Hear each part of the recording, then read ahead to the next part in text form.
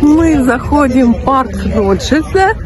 Только посмотрели мы фильм на эту тему про семью Ротшильдов, этот парк. И сейчас мы заходим для полной экскурсии. Еще раз, пожалуйста, улыбка. Вот мы находимся в парке Ротшильда. Экскурсовод наша. Как вас зовут? Меня зовут Галя. А, фамилия не надо? Прекрасно. Вот наша группа идет вся. Так, мы идем к могиле Ротшильда.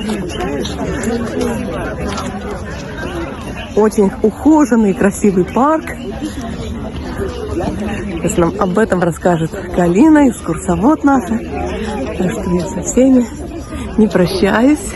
Я с вами. Все уже непосредственно в самом парке. И в фильме прозвучала такая мысль. Они не разрешают. В фильме прозвучала такая мысль, что сад, парк Ротшильда – это умелое сочетание жизни и смерти.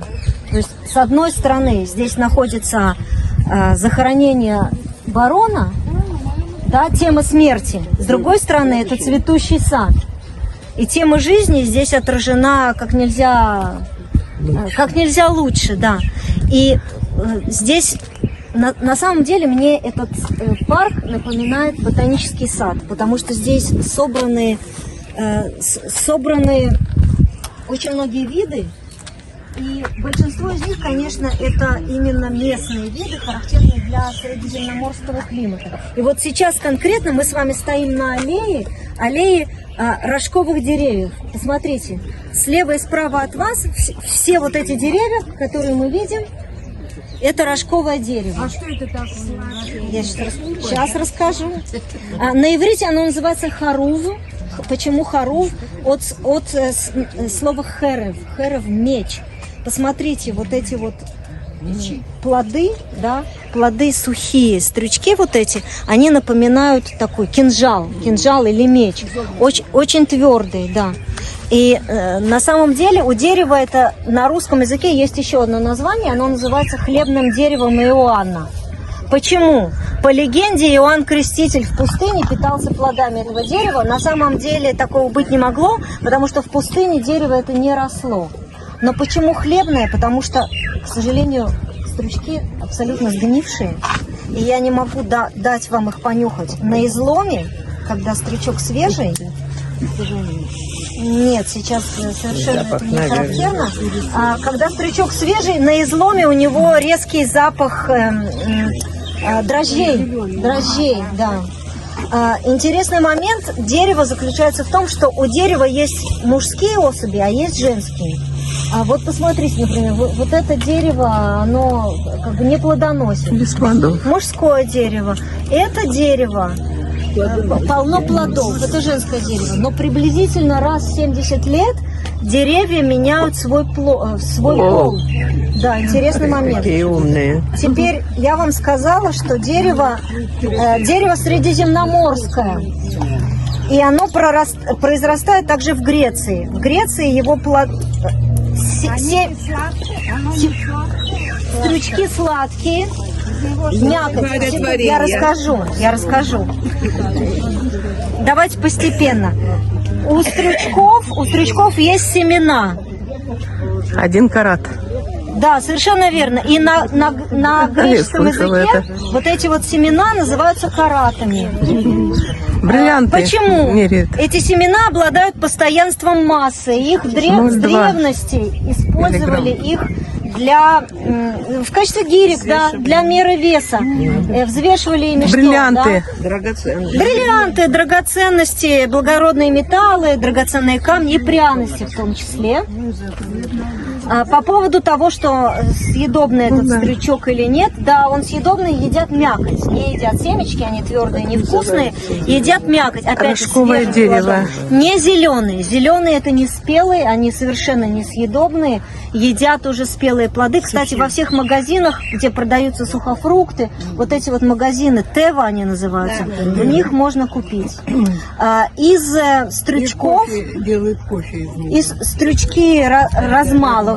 делают порошок. Порошок называется керуб. Из него делают кофе-заменитель для людей, которым противопоказан кофеин. Делают, опять же, заменитель шоколада. Из порошка изготавливают сироп. Сироп очень полезная вещь. Он, самое главное его предназначение, он заживляет раны во рту. Да-да, стоматит лечит. Да. Еще говорят, что полезно употреблять вот этот вот порошок и сироп людям со слабой нервной системой. Мне нужно будет принять дозу после экскурсии. Людям с ослабленными органами дыхания, курильщикам.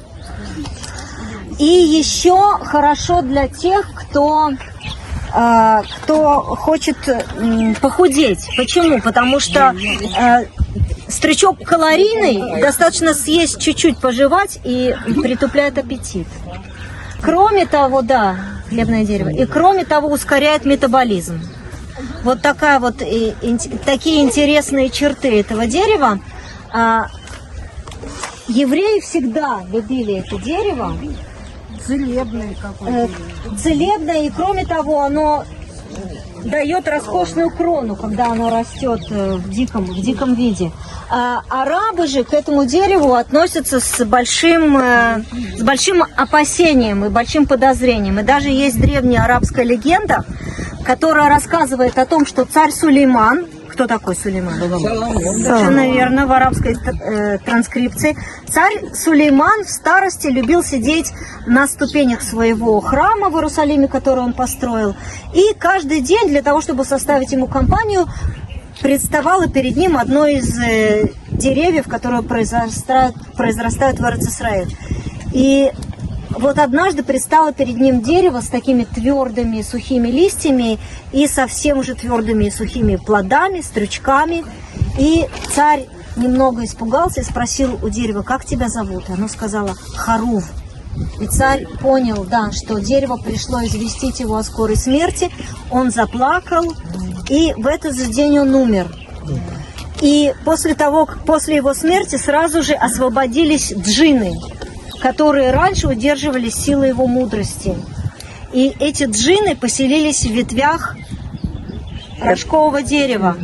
И до сих пор арабы говорят, что если ты идешь по знойной местности под палящим солнцем, то не привязывай свой скот к стволу рожкового дерева, а если рядом нет другого ничего, никакого другого дерева, и нет у тебя выбора, то подойди с большой покорностью и осторожностью и попроси разрешения у живущих в ветвях дерева джиннов.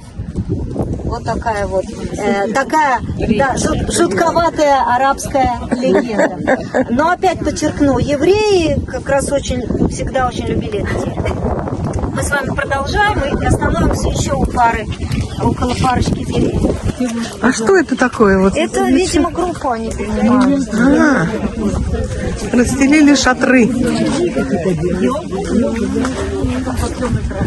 Какая пальма интересная. Посмотрите, согнулась так. Вот так пальма.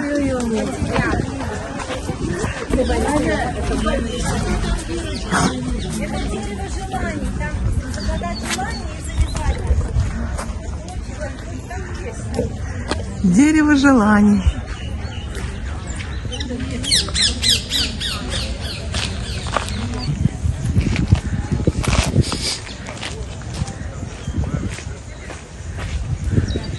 Так надо где-то брать, покупать их, да? Покупать их надо, эти веревочки. Ну, люди заранее знают это уже, приходят сюда. Нет, ну тут нет ни места, где купить. Это, наверное, в магазинах или где-то. Еще одна группа детская здесь.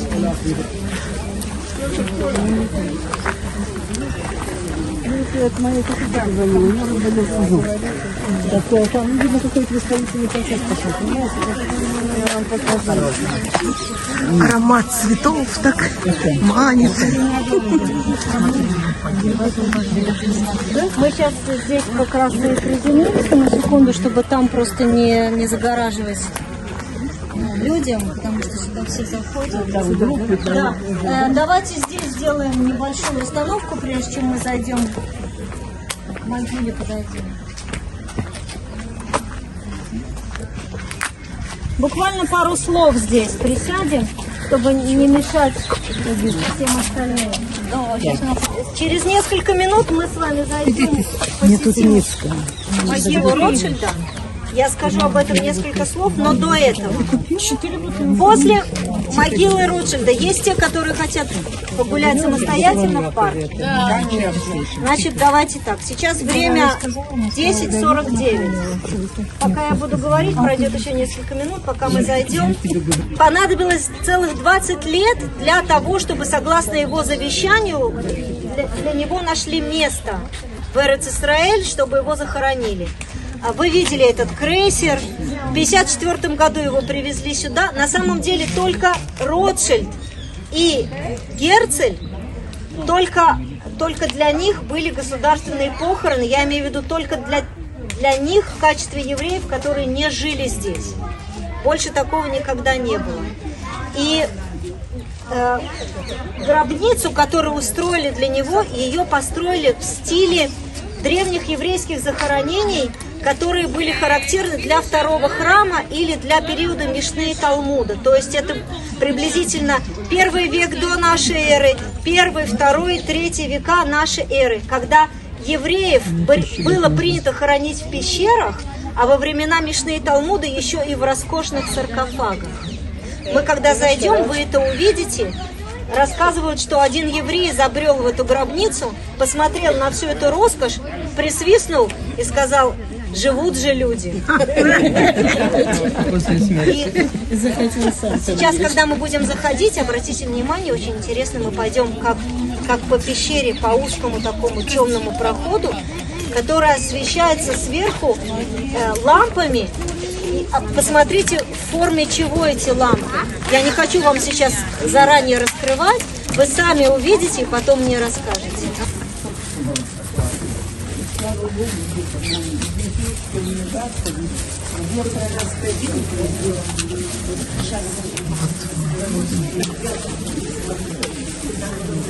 Гробница здесь.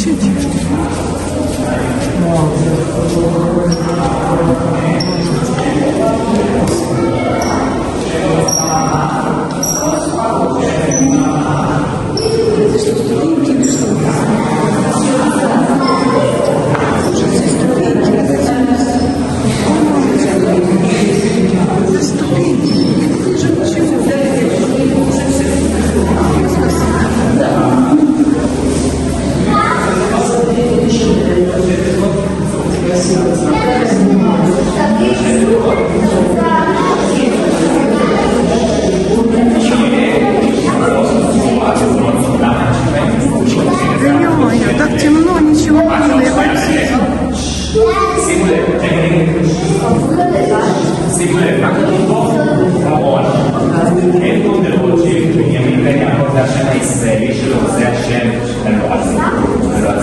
Пещера, такая пещера большая.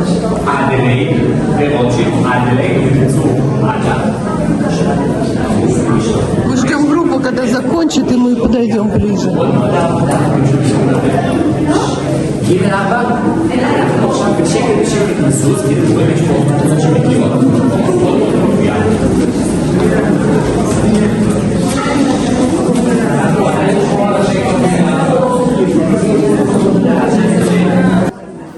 Это могила Ротшильда.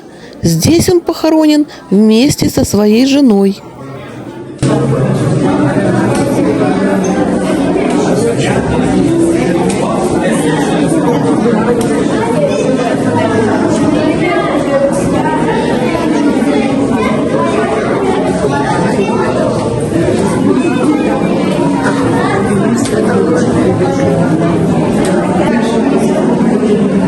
Сюда назад пойдем?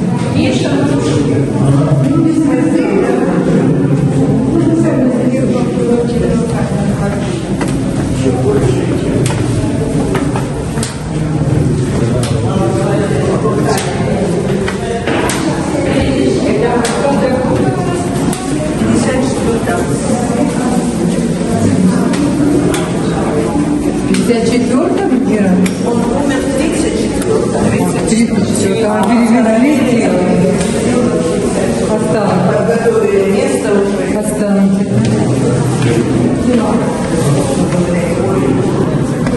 Бумажка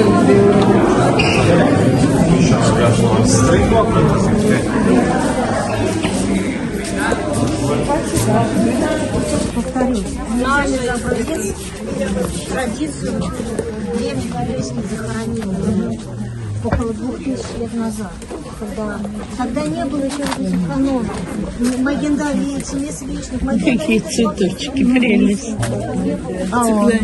цикламены. Он, посмотри, какой красивый. это намного более поздний. Компактно. Не считается таким охотом уже. Это не наше, не наше.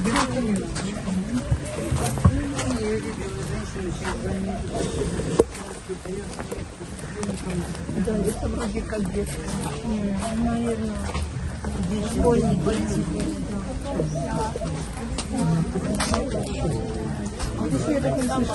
Знаешь, когда вот во времена вот этого барона сюда косты граждан не пускали. Например, тут пускали кости. Не, это путаница. Да? Это во времена барона парка этого не было. Я знаю, о чем вы говорите. Вы говорите о парках, которые были построены в поселках. Я об этом буду рассказывать. Об этом буду рассказывать. Эти парки, которые такие, городские вот такие парки. Ну, это не ко мне. Дорогие друзья, я не прощаюсь с вами. Будет вторая часть этого видео про парк Ротшильда.